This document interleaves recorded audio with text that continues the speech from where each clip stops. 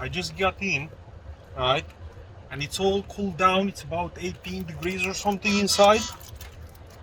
What we are going to do, we are going to show you guys how we made this happen via the MyPeugeot app.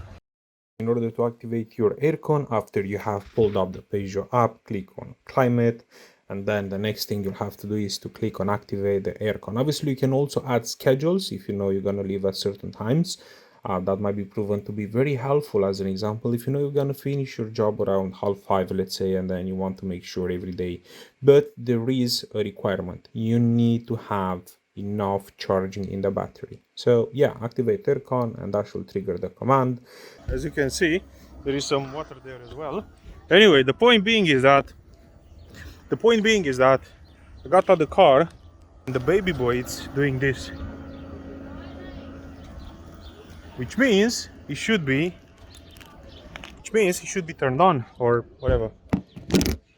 Oh my days, this is so freaking cool.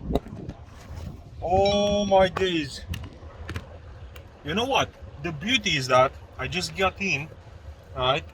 And it's all cooled down. It's about 18 degrees or something inside. Man, you know what? This is cool.